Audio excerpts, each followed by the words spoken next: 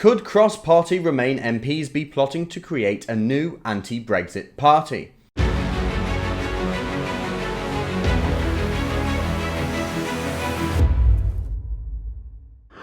The leader of the Liberal Democrats, Vince Cable, has been in the news again today for a few reasons actually. First off, there's the possibility that people in his own party might be considering replacing him with a younger, fresher face chosen from their small selection of MPs in Westminster. But the other news is that he's actually denied plotting with other members of parliament, other activists, to create a new anti-Brexit centrist party. But this is politics and he could be lying, who knows? I'm not saying anything. In a recent video, Vince Cable explained that he missed a crucial Brexit vote in Westminster, which really surprised me because Theresa May only won it by a handful of votes and Vince Cable wasn't even there. I don't think Tim Farron was there either, so they got in a lot of trouble for that. But the reason he didn't attend is because he was attending a, quote, private political event, and he said that in this video. Why weren't you there?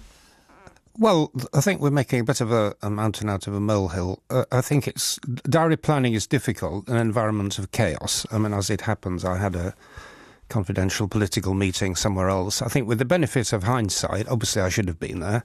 Cable apologised for what he did. He says it was the wrong call to go to the meeting instead of the vote in Westminster. I mean, in my opinion, if you're a member of Parliament, voting should always come first, right? Is that just me? If you're elected to the House of Commons to vote on legislation, you should be there to vote. I don't know, maybe that's a crazy idea for 2018. But Cable apologised, he said it was the wrong call, but information has since come out about what he was doing that night. And an unnamed source told the Sunday Times, Sir Vince recognises that the centre ground has been all but abandoned by the two mainstream parties and was interested in exploring the idea of a new party. He is not implacably opposed to the idea, but wanted to be reassured that it will actually get off the ground. And Vince may deny it, but it wasn't too long ago that he spoke to the Business Insider when he said that there's a possibility that new groups might emerge in 2019, as if he was, I don't know, teasing something. But why would they do this? I mean, the Liberals in this country have a history of forming alliances and new parties and things like that. They've always done it, and it's kind of worked out for them in the end, to the point where the Liberals ended up in government in 2010 with Nick Clegg. And I think that's one of the reasons why they might be doing this, is because people remember the coalition government, and people remember that the Liberal Democrats really didn't follow through with a lot of things they wanted to. And they can't, to be fair, they couldn't, they were the smaller party. But to be fair, they are also arses. But people remember them, and people remember that Nick Clegg lied. He lied through his teeth. Do you remember his promise about voting not to increase tuition fees? And then what did he do in government? Voted for tuition fees. People remember those lies and they really matter. So the Liberal Democrats' name's always been tarnished by that. And then there's the issue that, well, now they're just this smaller party and the only vocal voice that's pro-EU. They just don't look good. The Lib Dems are stale and they could probably gain a lot more support if they worked with other members of Parliament who moved over from the Labour Party or the Tories. Anna Soubry, I'm looking at you. If they moved over and worked with the Liberal Democrats in a new party, they could potentially gain more seats and focus on Remain areas. It's potentially a winning strategy. And Cable might be pleased to see today that a new poll has been released showing that a third of voters would consider voting for a centrist, anti-Brexit political party.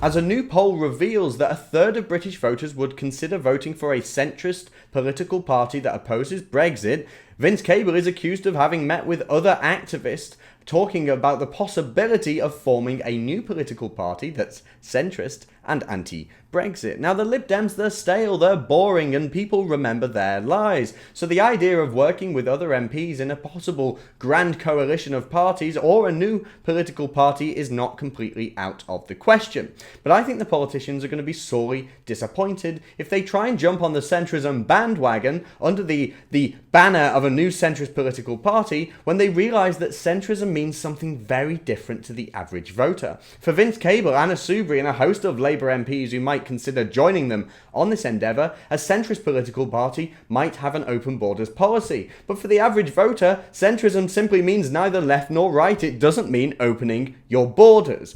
Brexit at this point could be a really interesting thing. It could be a reset for British politics. We've got a potential group of MPs, in Parliament running for the centrist vote, but polls are showing more and more that people are willing to vote for other political parties. It just could be that Brexit was the spark we needed to get British voters out of their homes and voting finally for parties other than Labour, Lib Dem or Tories. If you want to see more from me and the rest of the Rebel team, remember to like and subscribe.